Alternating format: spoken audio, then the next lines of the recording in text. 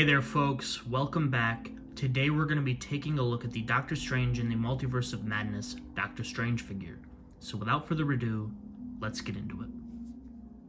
Alright guys, so we got the figure standing right here, but we're going to move him aside and take a look at the accessories first. First of those accessories being this kind of dragon snake thing. This is pretty cool. You get some interchangeable hands that can hold this piece.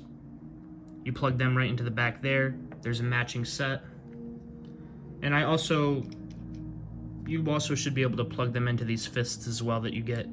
Yeah, so you can do that as well. And it comes with a little base right here that you can sit the snake on and have that attached to, have the other end attached to Doctor Strange's hand. This right here, we'll get to that in a moment. So yeah, this is pretty sharp. As well as getting these kind of magic effects right here that we've seen Doctor Strange use for a very long time now. They're pretty cool. I like the way that they did this. I've seen some companies do it a few different ways. I've seen some of the companies do it so they're molded together. I've seen some companies do it where his kind of hand plugs in or he holds it. I really like the way they did this here where it's kind of just this this peg. Now this, if you want to use the open hand, the peg is a little bit too long. You can push it back if you want to. But the peg is a little bit long, even though that's what he's doing on the package here. It's really the fists, the fist hands that are more meant to do this, because the pegs are a little bit shorter. I don't know, they kind of stick out too, so it really doesn't matter which ones you wanted to use, but these kind of magic effects are really nice. On this side, yeah, on this side you get the kind of scripture kind of writing, whatever you want to call that. And then on this side you get kind of like the swirly effects. So that's pretty cool. I like these. Moving those aside, you get an interchangeable back piece that slots right into the figure when you don't have the cape on. Mine would be in there, but it doesn't want to stay in. And then as far as your hands go, like I said, you get a pair of kind of open effect hands. You get a pair of fist effect hands.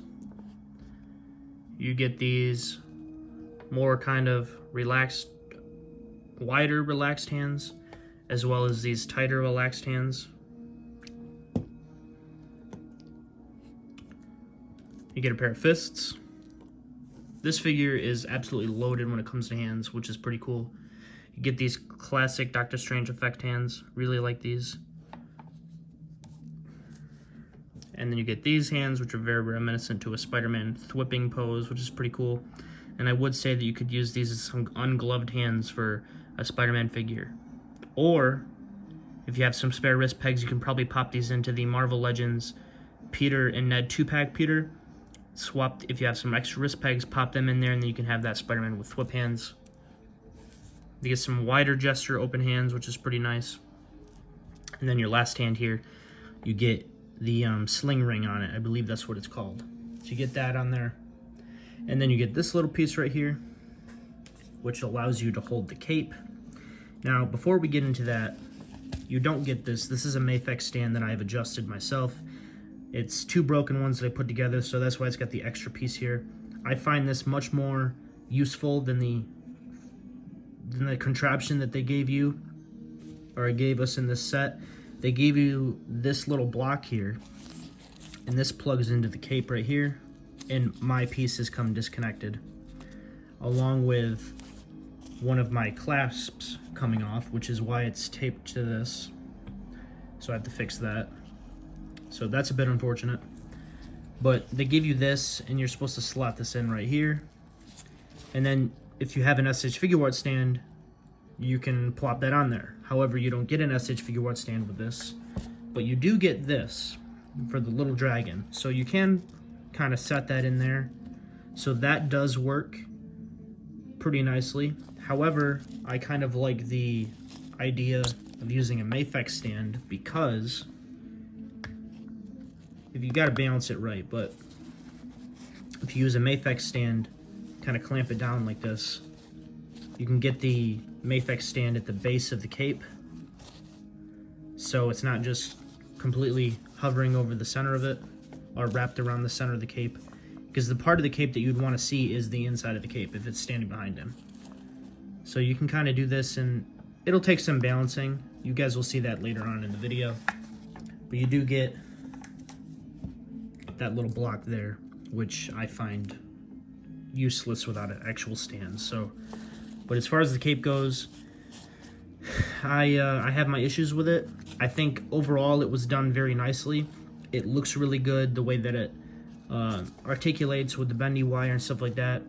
But as far as the way that it connects to the figure, it's not very stable. Just like I said with this piece doesn't want to stay in there. As well as the fact that it came disconnected. And also the glue for my clasps, disconnected as well. I'll probably try to trim down these areas on the inside of the cape to get them to sit better on the figure, because as you can see right off the bat, it really kind of wants to fight you. You can get it to look good, but I feel like the best way to do it would be to remove these little pins down here. You can see it wasn't connected. Would be to remove those pins right there and get this as thin as possible connected to the body. So that might be an option. And you can have the collar kind of more up like that, or you can have it bent down, which I kind of prefer more. But I mean, as far as the detail on the cape, I think they did a fantastic job. It wasn't super well executed. And this would be another one of those situations where, for me personally, I'd be giving it a pass, because it's something that I can work around, and it's something that I'm willing to adjust and willing to go ahead and make work better for me. However, it shouldn't come like that. As far as the glue coming apart on my piece here, that's more of a case by case. I wouldn't say that's universal, but as far as the cape not really sitting on the shoulders properly, that is an issue. And you can probably fiddle with it for, an hour or so, trying to get it to sit the way that you want it to. However, like I said, you shouldn't really have to do that. I think it should be something that kind of works a little bit easier. That being said, I do much prefer a fabric cape with a wire in it that you have to fiddle with, more than a half fabric cape with a plastic top or an all plastic cape. So I'm willing to fiddle with this and get it to work. Like I said, that's something I'm willing to do. But objectively speaking, that's not something that a lot of people should have to deal with, and I would agree with that. So that might be a drawback for you. For me personally, though, once I wanted to go ahead and do this review first before I start messing with things and trimming things and trying to get it to work personally for me. I will do a video on that once I get around to doing that. But out of the box, it's a little bit of a hassle. So that being said, let's go ahead and move on to the actual figure itself. For me personally, I think that this Benedict Cumberbatch head is pretty damn good. Definitely one of the best that I've seen. Very happy with it. The seam on the hair is a little bit noticeable at times, particularly from this side, but I still think that looks really good. The facial hair, everything about this looks really sharp. I really like it. The paintwork on the sideburns could be a little bit cleaner, though. I will say that. But that's something that I just noticed, and it's on here on the ears as well. And you got your normal kind of SH Figuarts connection. And I also noticed this, and I thought that was pretty strange too, that they put the hair on the back of the head. But it doesn't look that bad. It looks pretty good. So I do like that. I like that they did that. As far as the neck goes, I've run into some paint wear. A lot of it. Some blue paint rubbing off on the collar, or the collared paint rubbing off on the neck. And all around, some kind of paint wear and scuffs. So be careful of that. The Eye of Agamotto looks pretty good too. I don't know how I feel about it being so close to the neck now, because with the previous design it was a lot lower. I feel like I like it lower because it kind of separates the clasps from the Eye of Agamotto, because now everything's like all right there. whereas before the Eye of Agamotto was a little bit lower, so it kind of gave everything some more space.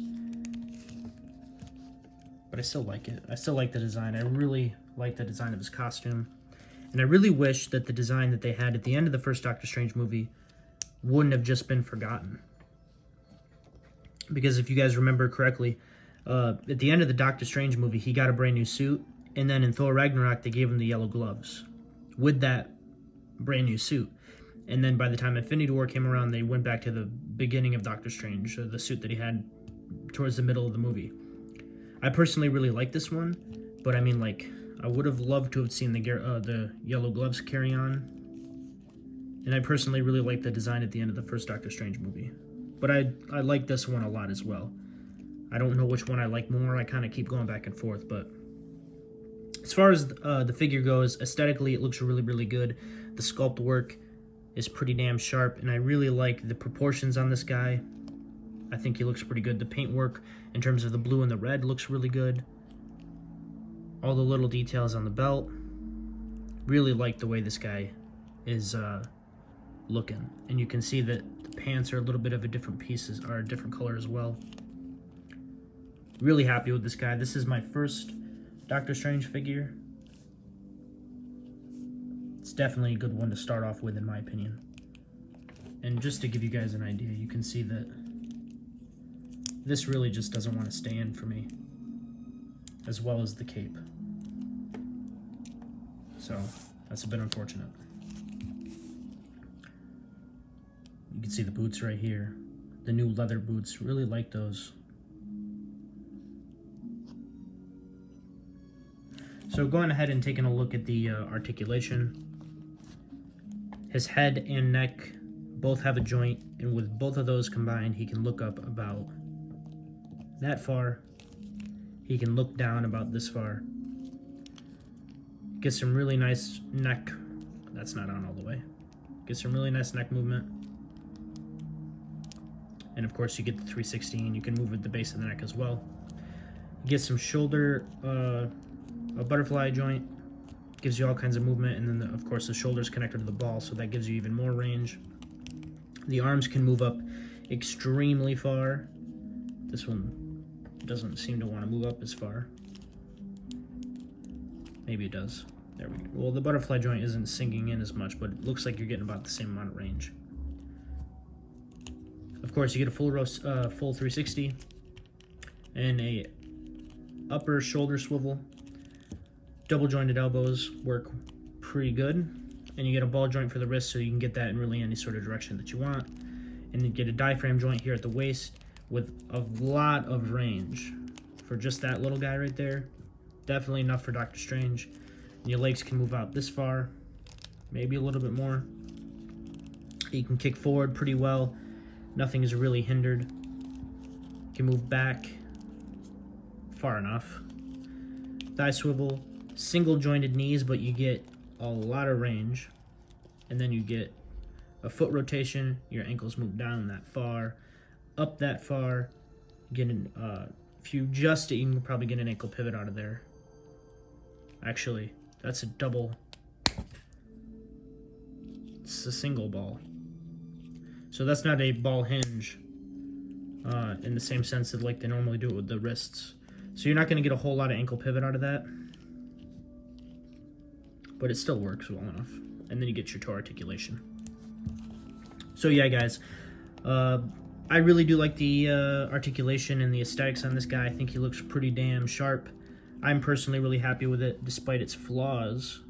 But before we go ahead and wrap this guy up, let's take a look at some size comparisons. For our first set of size comparisons, here he is compared to the Marvel Legends Marvel Legends integrated suit Spider-Man here on the left, and on the right is the SH Figuarts black and gold Spider-Man. Here he is compared to a Marvel Legends Captain America figure, as well as on the right, an SH Figuarts Avengers Assemble Captain America. And of course, here he is compared to the Toy Biz Face-Off Cap, as well as the Hasbro Marvel Legends Modular Iron Man. Alright guys, so overall I would definitely recommend this figure. Despite some of its flaws, I personally really like it, and I think overall It's a pretty good Doctor Strange figure, and it definitely represents this suit very nicely. It could come with a few more accessories, but for me personally, I think it works out pretty well. I like it, so I would recommend it. And I think, with all that being said, I'm going to get the hell out of here. If you guys like the video, like, subscribe, notification bell, all that would be greatly appreciated if you decide to do so. And of course, until next time, true believers.